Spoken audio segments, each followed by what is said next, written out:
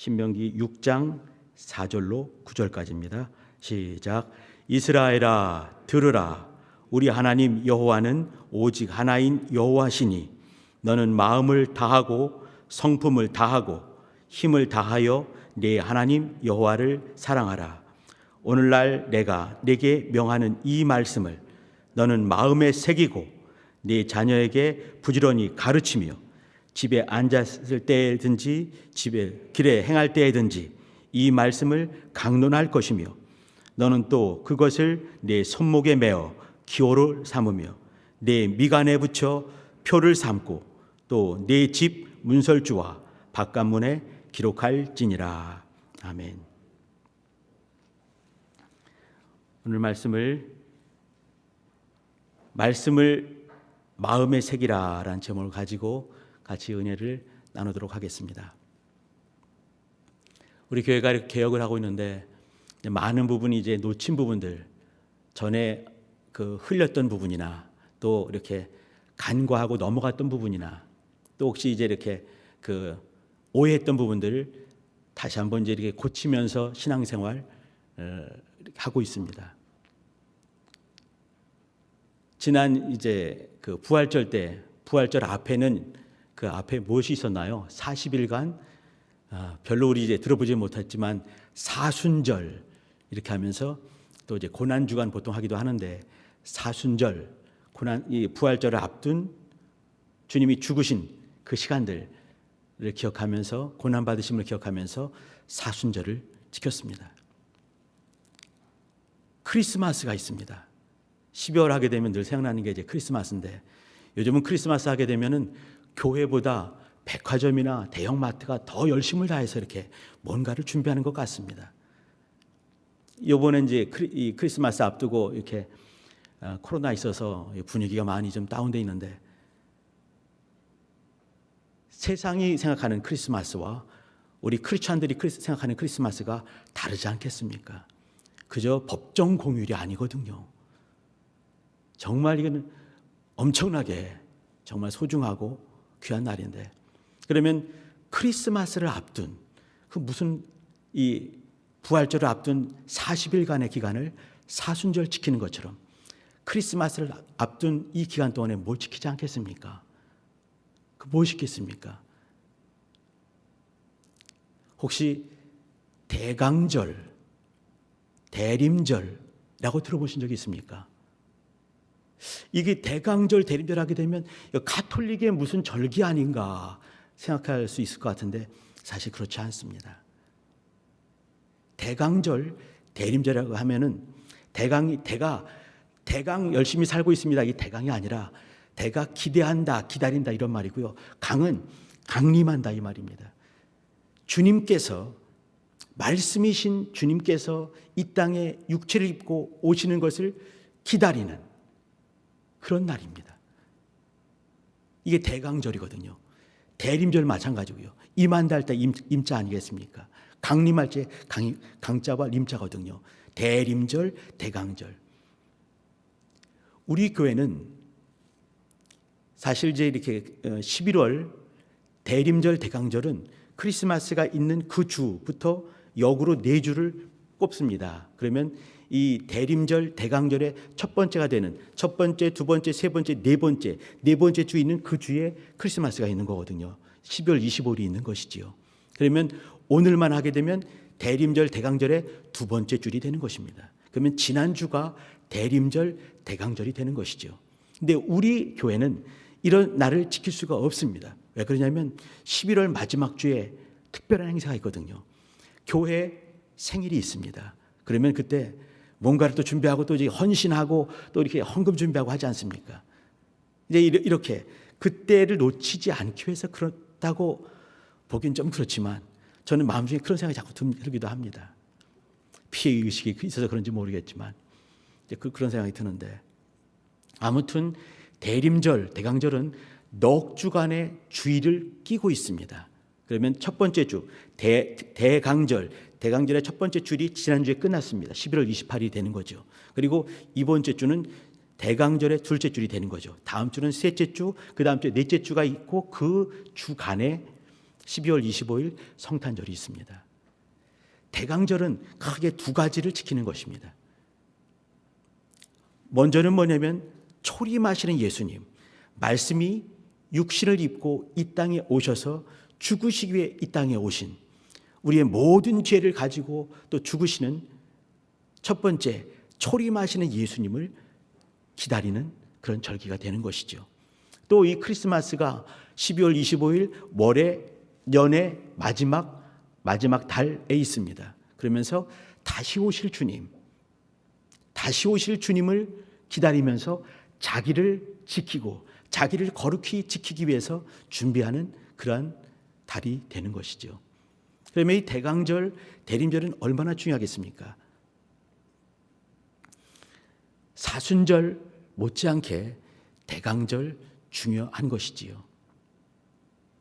그러면서 이제 이 한 달 동안 이렇게 우리를 위해서 육체를 입고 오신 주님을 기억하고 또 다시 오실 주님을 위해서 또 이제 그날을 준비하면서 내가 어떻게 살 것인가, 또 연의 마지막 월을 보내면서 분명히 인생의 종말이 있고 세상의 종말이 있을 터인데 내가 종말적인 신앙생활을 하고 있는지, 마냥 내일 있는 것처럼 살고 있는지, 아니면 오늘 하루하루를 매일마다 죽노라 했던 사도 바울의 고백처럼 그렇게 살고 있는지 자기를 돌아보는 그런 절기가 되는 것이죠. 기대하기는 오랜 놓친 감이 있지만 그러나 내년에 2022년도에는 대강절을 위한 그런 준비도 꼼꼼히 잘 해서 우리가 또 이제 이 절기를 맞으면서 우리 자신을 다시 한번 새롭게 할 수 있는 그런 시간이 되었으면 좋겠습니다. 저는 오늘 말씀을 준비하면서 대강절도 있고 또 우리 성도님들 12월 둘째 주일, 대강절 세 번째 주일입니다. 그러면 다음 주가 되겠죠. 다음 주가 특별히 이제 이렇게 크리스천들에게 특별한 날로 또 지키는 그런 것들이 있습니다. 무슨 날인지 아십니까? 혹시 성서주일이라고 들어보신 적 있나요? 성서주일. 다음 주가 성서주일이에요.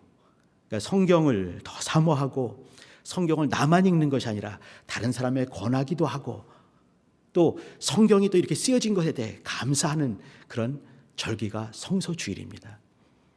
사실은 이제 1800년대 영국에서 시작이 됐어요. 그리고 이제 우리나라에 이렇게 복음이 들어오게 되면서 1899년도에 그때는 성서주일을 5월 달에 지켰습니다. 5월 달에 성령 강림 주일이 있는 그 주에 이제 성서주일로 지켰거든요. 그러다가 이제 그 날짜를 바꿔서 그 다른 나라에 맞춰서 12월 둘째 주일로 지키고 있습니다. 생각을 한번 해주시기 바랍니다. 아까 말씀드린 것처럼 12월 달에는 성탄절이 있지만 성탄절 앞에 있는 네 번의 주간을 그 강림절로 지킨다, 대강절로 지킨다, 대림절로 지킨다 말씀드렸습니다. 대강절 중앙에 둘째 주에 성서주일이 있는 것입니다. 왜 그랬겠습니까? 주님이 다시 오실 나를 기다리는 이 대강절입니다. 또 주님이 초림하셨던 것을 기억하는 날입니다. 주님은 어떤 분이시냐면 말씀이셨습니다. 우리는 말씀이 육신을 입고 오신 주님을 기대하면서 대강절을 또 기념하면서 대강절을 지키죠. 그 가운데 성서주일이 있습니다. 성경이 쓰여진 것을, 예수님은 어떤 분이시냐면 말씀이 육신을 입고 오신 분이십니다. 성경은 무엇일까요? 기록된 말씀입니다. 육화되어 오신 말씀은 예수님이라 한다면 기록된 종이에 혹은 양피지에 혹은 옛날에 파피루스에 기록된 이 기록된 말씀은 성경이라고 부르는 것이죠. 비블리아, 책들, 거룩한 책들 이란 말입니다. 예전에 우리 교회의 모습을 한번 생각해 봅니다. 우리 교회 교인들, 저도 그 중에 들어가는데 제 말씀을 참 사모했습니다. 저는 예수 안 믿을 때가 있거든요. 모태신앙이 아니에요. 군대 갔다 와서 대학교 2학년 때, 그때 피가 뜨거울 때 예수 믿었습니다. 어느 순간에 육체의 아버지가 돌아가시고 나서 영의 아버지가 있는 걸 알면서 너무 감사했죠. 육의 아버지 돌아가실 때 세상이 무너진 것 같았었는데 영의 아버지가 계시다는 거예요. 죽지 않으시고 졸지도 않으시고 나를 향해 한없는 사랑을 보여주시는 그 하나님이 계시다는 거죠. 성경을 그렇게 보기 시작했습니다. 그 하나님 아버지를 만나고 싶어서. 우리 교인들 성경에 대한 열심히 특심했습니다. 말씀 많이 읽었지요. 자랑이 뭐냐면 나는 성경을 몇 독 했어. 이것이 자랑이었습니다. 자랑이 될 수 있다고 생각을 합니다. 말씀을 사모하는 것이지요. 왜 사모하냐면 하나님을 사랑하기 때문에, 우리를 위해서 육으로 오신 주님을 사랑하기 때문에, 또 내 안에 그것을 보증을 가지고 내 안에 들어오셔서 내 마음의 중심을 포자 삼으시고 계시는 성령님이 왕으로 계시기 때문에, 또 나를 사랑해서 그 사랑함이 쓰여진 것이 이 성경에 있기 때문에 성경을 사모하고 사랑하는 것입니다. 그래서 많이 읽으면서 몇 독 했다, 가끔씩 자랑질도 하기도 하는 것이지요. 근데 그렇지만 성경을 정말 잘 알았는가는 요즘에 부쩍 돌아보게 됩니다. 저희 성도님께 여쭤봅니다. 개역되기 2017년 이전보다 지금 더 많이 성경을 사모하고 읽고 계십니까? 우리 성도님들 동일하게 하나님 사랑하고 예수님 신뢰하고 성령님께 순종하시지요. 근데 개역되기 이전보다 내가 개역되었으니까 성경을 더 잘 보기를 사모하고 오해하지 않기 위하여, 또 오해한 부분들을 내가 고치기 위하여 더 많이 성경을 보고 계시는가? 오늘은 이 부분을 가지고 같이 얘기를 나누고 싶습니다. 신앙생활은 하나님 말씀이 내 신비에 새겨지는 것이지요. 이 얘기는 어떤 말씀이겠습니까? 구약 성경을 가지고 하는 얘기죠. 오늘은 우리가 본 곳이 신명기 6장입니다. 신명기는요, 120살 먹은 모세가 야복강가에서, 모압 평지에서, 야복강이라네요, 요단강이죠, 요단강 앞에서 모압 평지에서 한 달간 3번에 걸쳐서 출애굽 2세들에게 설교한 말씀입니다. 그 말씀이 뭐냐면 하나님은 유일하신 분이시다. 그렇기 때문에 마음을 다하고 성품을 다하고 힘을 다해서 그를 사랑해야 된다. 그러기 위해서는 신비에 새겨져야 된다. 자녀들에게 가르쳐야 된다. 집에 있을 때든지 밖에 나가든지 말씀을 늘 가지고 얘기를 변론하고 얘기를 나누고, 강론한다 이 말은 다바르, 말을 한다 이 말이에요. 모든 말 속에 하나님 말씀이 스며지게 해야 된다 이 말을 하는 것이죠. 손에 그것을 잡고 있어야 되고, 미간에 붙여야 되고, 문설주, 문인방에 그 말씀이 표시되어 있어야 된다. 그 말을 하는 것입니다. 하나님 말씀이 돌판에 새겨지면 그것이 무엇이 되겠습니까? 십계명 돌판이 되는 것입니다. 그것이 법궤 안에 있고, 그 법궤에 있는 그 집을 우리는 지성소라고 부릅니다. 아무나 들어가지 못합니다. 이스라엘 사람 중에 딱 한 사람만 들어갈 수 있습니다. 또 아무 때나 못 들어가고 1년에 딱 한 번만 들어갈 수 있습니다. 법궤 안에 돌판이 있을 때, 돌판이 있는 그곳이 그렇게 거룩한 것입니다. 돌멩이에 쓰여진 그 하나님의 말씀 때문에 그런 것이죠. 돌멩이가 중요한 것이 아니지 않습니까? 그렇다 한다면 우리의 신비에, 우리의 심령에, 우리의 마음에 하나님 말씀이 새겨져 있다 한다면 그것이 무엇이 되겠습니까? 지성소가 되는 것입니다. 우리 각자 성도가 정말 소중한 지성소가 되는 것이지요. 하나님께서는 소망을 품으셨습니다. 어떤 젊은 청년이 신앙생활 잘하다가 모태신앙입니다. 약간 좀 삐딱한 것이지요. 그를 가르쳤던 장로님이 찾아왔습니다. 한마디 툭 물어봅니다. 누구누구 형제요, 인간의 제일 되는 목적이 무엇이지요? 한번 생각해 보시기 바랍니다. 인간의 제일 되는 목적이 무엇이겠습니까? 근데 이 친구는, 이 젊은 청년은 너무 잘 배웠던 것이에요. 이 장로님한테 어릴 때. 하나님을 영화롭게 하고 영원히 그를 즐거워하는 것입니다. 기가 막히지 않습니까? 이게 사실은 뭐냐면요, 웨스트민스터 소요리 문답 107개 중에서 첫 번째 1번 문답입니다. 인간의 제일 되는 목적이 무엇이냐? 답이 뭐냐면 그 말입니다. 하나님을 영화롭게 하고 영원히 그를 즐거워하는 것이 인간의 제일 되는 목적이다. 우리는 옛날에 어떤 이데올로기를 많이 배운 것 같습니다. 근데 보통 일반 교회에서는 이런 것들을 배웠거든요. 이것이 그냥 어릴 때부터 그냥 이렇게 뇌 속에 박혀지게, 삶에 툭 물어보면 툭 나올 수 있게 그렇게 주일학교에서 배웠던 거예요. 그리고 장로님이 그걸 가르쳤기 때문에 툭 나오게 되는 것이죠. 거보게, 장로님 하시는 말씀이, 거보게 자네가 지금 이렇게 외웠던 것처럼 우리의 삶은, 우리 인생의 제일 목적은 하나님을 영화롭게 하는 거야. 또 그를 범사에 즐거워하는 것이지. 여보게 힘을 내게 되는 것이죠. 인생의 제일의 목적은 이와 같이 하나님을 영화롭게 하는 것이고 그분을 즐거워하는 것입니다. 그러면 하나님의 목적은 무엇이겠습니까? 인간의 목적 있는가 하면 제가 이제 하나님의 목적을 여쭤보는 거거든요. 하나님의 목적이 무엇이겠습니까? 인생을 향한 하나님의 목적이 무엇이겠습니까?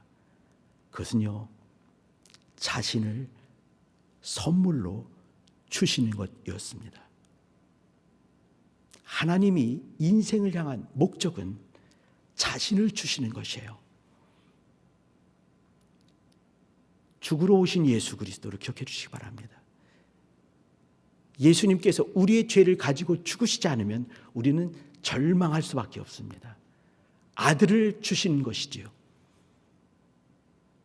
아들을 주시면서 하나님의 이름을 주셨습니다.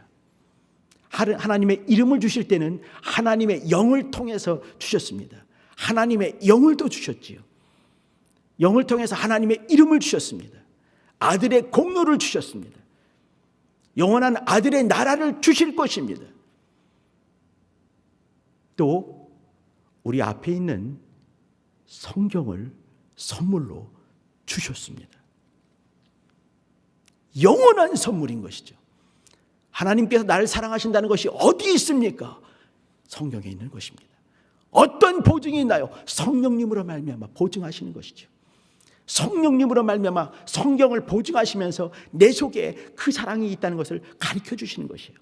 이걸 통해서 하나님께서는 우리 속에 하나님 자신을 선물로 주시길 목적하시고 소원하셨습니다. 우리의 신앙은 하나님의 소원을 우리 속에 이루어가는 것입니다. 이것이 우리 속에, 우리 마음 가운데 하나님의 말씀을 새기는 것입니다. 역사 속에 보게 되면 하나님의 말씀을 마음에 새겼던 사람들이 있습니다. 오늘 본 말씀 신명기에 있습니다. 창출레민신 쭉 보시면은 어떻게 출애굽을 하게 됐고 또 어떻게 처음 믿음이 시작되는지, 아브라함으로 말미암아 시작되는지 다 쓰여 있지 않습니까? 그리고 하나님의 말씀이 신비에 새겨진 사람들이 아브라함부터 또 모세, 또 여호수아 쭉 나오지 않습니까? 또 이스라엘 사람들 속에 돌판을 주시면서, 사실 돌판이 목적이 아니었습니다. 지금 돌판 없지요. 돌판이 목적이 아닌 것이에요. 정말 중요한 것은 우리의 마음 가운데, 신비 가운데 하나님 말씀이 새겨지게 하는 그 하나님의 소원이 이루어지길 소망하면서 예표로 주신 것이 무엇이겠습니까? 돌판이거든요. 계명이거든요. 아들이 오시기 전까지, 성령님이 우리 속에 오실 때까지, 하나님의 이름이 우리 속에 오실 때까지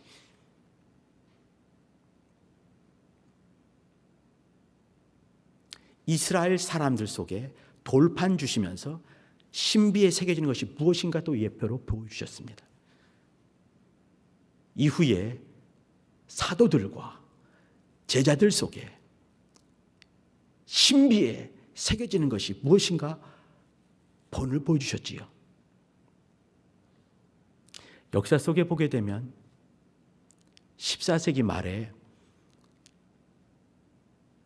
위클리프가 신앙생활할 때, 위클리프라는 사람이 그 처음으로 영어로 성경을 번역한 사람입니다. 1300년대요. 1380년쯤 됩니다.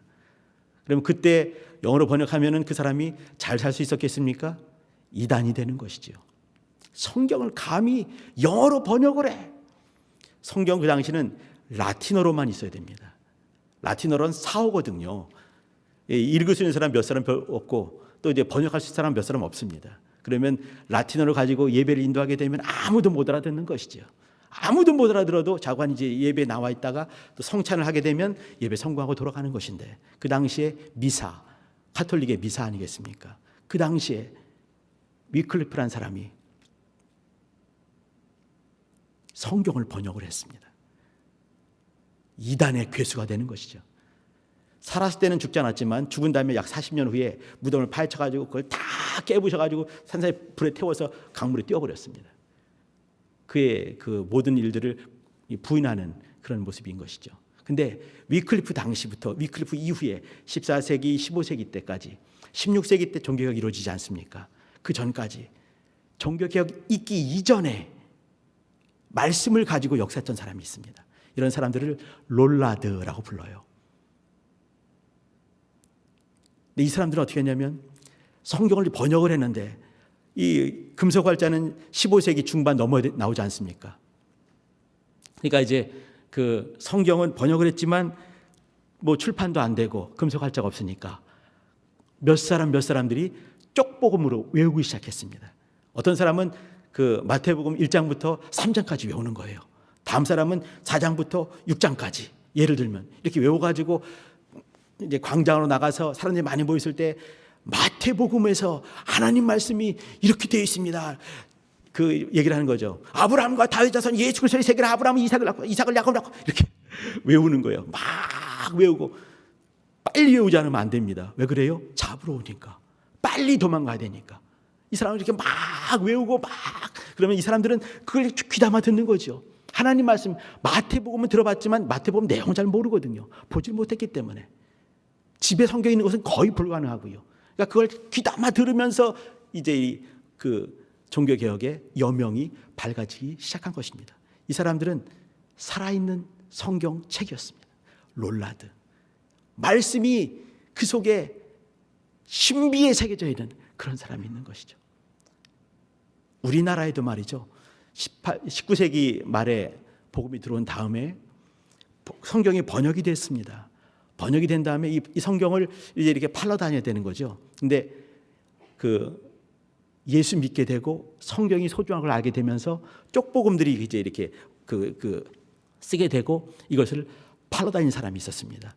이 사람들을 뭐라고 부르냐면 매서인 이렇게 부릅니다. 매서, 책을 파는 사람, 혹은 권서인, 책을 권하는 사람, 이렇게 했습니다. 이 사람들은 책을 권하고 책을 팔러 다니는 것이 목적이 아니었어요. 이 사람들은 돈 버는 사람들이 아니었습니다. 다만 중요한 것이 이것이 하나님 말씀이고 영원한 우리의 선물이고 이곳에 영생이 있으니까 이 말씀을 전해줘야 되겠다 싶어서 이 말씀을 가지고 다니는 거죠. 다니면서 이 말씀을 권했습니다. 권서인. 또 이걸 작은 돈을 가지고 판 거죠. 왜 그러냐면 돈을 가지고 사야지만이 소중해서 읽으니까 이게 또 이제 이걸 또 팔게 되는 겁니다. 그러면서 한국의, 이 대한민국의 복음이 뿌리를 내리기 시작했습니다. 이 매서인 권서인은요 1960년대까지 있었습니다. 물론 지금은 없지요. 근데 이렇게 말씀이 속에 있는 사람들, 신비에 새겨진 사람들로 말미암아서 복음이 전해지게 되고 우리는 이 복음을 지금 믿고 있는 것입니다. 우리 교인들이, 우리 공동체가 성경을 정말 사모했고 열심히 기도 사모했고 예배 성공하는 교회가 우리 교회 모퉁이돌 되지 않았습니까? 그런 모습이 있지요. 이제는 우리가 해야 될 일이 뭐냐면 진짜 성경을 가지고 나를 만들어 가야 되는 것입니다. 마음의 신비에 새겨지는 바로 그 사람이 되어야 되는 것이에요. 하나님 말씀이 살았고 운동력이 있다 했는데 진짜 운동력이 있다 한다면 그 말씀으로 말미암아 내가 지배를 받는 거 아니겠습니까?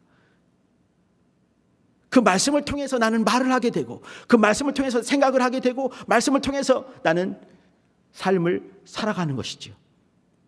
내가 뭔가를 하고 싶지만 말씀이 원하지 않을 때 나는 바꿔야 되는 것 아니겠습니까? 이 모습이 뭔가요? 이것을 거류라고 부르는 것입니다. 제가 좀 이따가 어떤 한 사람을 보여드리겠습니다. 얼굴만 보여드리는 것이에요. 19세기에 스코틀랜드에서 목회했던 목사님이십니다. 젊은 목사님인데 29살 10개월 만에 죽었습니다. 30 되기 전에 죽은 사람이에요. 근데 제가 이제 볼 때 이렇게 하나님 말씀이 마음에 신비에 새겨진 사람이 누가 있을까? 전 마음에 있거든요. 독일의 누구누구 목사님, 우리나라의 이용도 목사님, 그리고 스코틀랜드의 이분, 이 생각이 들었습니다. 한번 보여주시지요. 책이 4권이 나오는데요. 이게 전부 다 한 분입니다. 이름이 뭐냐면 로버트 맥체인 목사님이셔요. 로버트 맥체인. 우리나라엔 대략 한 4권 정도가 유명한 책으로 나옵니다. 이 책은 말이죠. 앤드류라는 목사님인데 이분은 맥체인 목사님의 절친 친구입니다. 아주 단짝인 분이에요. 근데 29살에 죽은 거 보고 너무나 안타까워서 이제 맥체인 목사님의 일기, 뭐 편지 또 여러 가지 책들을 가지고 회고록을 썼는데 이것이 유명한 책입니다. 찰스 스펄전 하는 말이 뭐냐면 로버트 맥체인은 반드시 모든 사람들이 한다면 반드시 읽어야 된다 이렇게 말했습니다. 마틴 로이드 존스 목사님이란 분은요, 로버트 맥체인 이분이 그 성경 읽기표를 만들었거든요. 자기를 위해서 또 자기 교인을 위해서 그걸 만들었어요. 1년 12달 동안에 어떻게 읽는지 이 맥체인 표를 따라 읽으면은 구약을 1년에 1독을 할 수 있습니다. 신약을 2독 할 수 있고요. 시편을 2번 읽을 수 있습니다. 이렇게 고안한 것이지요. 성경을 그렇게 사모했던 사람이고 그렇게 거룩했던 분입니다. 로버트 맥체인. 대강절에 보통 일반 교회에서는 대강절 묵상집이란 어떤 그 경호석들이 많이 나오게 됩니다. 그러면 이 대강절 동안에 성경을 깊이 보고 또 기도하고 또 경호서적을 보게 되면서 대강절을 보냅니다. 그러니까 크리스마스를 이렇게 준비하고 연말을 이렇게 보내고 연초를 이렇게 준비하는 거죠. 성경을 깊이 읽고 또 경건서적 몇 권을 보게 되는 것입니다. 저는 우리 교인들과 같이 하고 싶은 것이 뭐냐면 성경 읽는 거. 요즘 우리 교회가 놓친 부분 중에 한 가지가 뭐냐면 성경 공부를 하지 않습니다. 성경 읽기 어떤 것들을 하지 않습니다. 우리 성도님들 다시 한번 생각해 주세요. 2017년 이전보다 더 많이 보십니까? 전 지금도 기억을 하는데요. 2017년 이 개혁이 나고 그때 그 가을쯤 됐을 겁니다. 근데 어떤 전사님이 저한테 그러시더라고요. 지금 우리 여자 전사님이세요. 목사님, 저는 개혁이 나고 지금까지 성경을 다시 보고 있습니다. 근데 성경을 다시 보면서 내가 얼마나 성경을 잘못 봤는지 다시 한번 깨닫고 있습니다. 그동안 제가 여쭤봤어요. 몇 분 보셨나요? 이렇게 우리 몇 독했냐 이것이 중요하잖아요. 물어봤더니 3독했다 말씀하시더라고요. 그때까지. 그때 늦가을이었습니다. 성경을 많이 보신 것이죠. 이번에 성경을 요즘은 성경 읽기 좋은 프로그램들이 많이 있습니다. 저는 지금 12월이니까 지난달 11월 달 11월 1일부로 그 성경 읽기가 한번 딱 끝났습니다. 또 이제 11월이 또 시작하는 거죠. 그때부터 마음의 다짐을 하고 드라마 성경을 들었습니다. 드라마 성경 아시지요? 이렇게 이제 노아 역할도 나오고 또 이제 아브람 목소리 다르게 하면서 이렇게 드라마처럼 하는 거 있지 않습니까? 드라마 성경을 봤습니다. 제가 지금 남은 것이 레위기가 남았고 이사야가 남았고 누가복음 남았습니다. 아마 돌아오는 주에 틀림없이 일도 끝날 것 같습니다. 그 말은 무슨 말이냐면요, 30 며칠 만에 드라마 성경 다 읽을 수 있다는 얘기예요. 조금만 신경을 쓰면. 우리 성도님들, 대강절입니다. 육체로 입고 오신 주님을 기념하는 이런 절기입니다. 또 다시 오실 주님을 기대하는 대림절, 대강절입니다. 경건서적 읽으실 분이 계시다 한다면 맥체인을 봐주시기 바랍니다. 로버트 맥체인 회고록 약 300페이지 됩니다. 송삼용 목사님의 연부는 아주 짧아요. 한 170쪽 정도밖에 안 됩니다. 앉으면 1시간 다 읽을 수가 있습니다. 근데 기가 막힙니다. 그 중에 한 얘기가 뭐냐면 29살에 죽으신 목사님이세요. 근데 이렇게 그분이 강단에 쓰는 거죠. 이렇게 딱 쓰게 되면 그분은 제 생각에 마음에 하나님 말씀이 새겨진 분이라고 저는 믿습니다. 딱 쓰게 되면은 사람들이 이렇게 그 막 목사님의 설교를 듣게 마음이 뜨거워지고 막 그러면서 회개가 나오게 되고 그런 것 아니겠습니까? 근데 이분이 다 올라오게 되면 그때부터 성도님들은 술렁술렁 움직이는 거예요. 감동이 되고 회개가 되어서 여기에 서가지고 무슨 말 하기 전에 회개가 되는 거예요. 왜 그러겠습니까? 어떤 분이 맥체인 목사님의 설교를 들으면서 나중에 이제 간증을 한 거예요. 나는 그분의 설교가 잘 기억은 나지 않지만 기억나는 것은 뭐냐면 그분 자신이었다. 설교하는 그분 자신이었고 그분의 태도였고 하나님 앞에서의 태도, 교회 앞에서의 그분의 태도 때문에 너무 은혜가 됐고 예수님 보는 것 같았다라고 말했습니다. 나쁜 의미가 아닌 거 아시지요? 우리 성도님들 마음에 심령에 하나님 말씀이 새겨질 수 있게 우리는 살아야 될 것 같습니다. 대강절입니다. 크리스마스 앞두고 있습니다.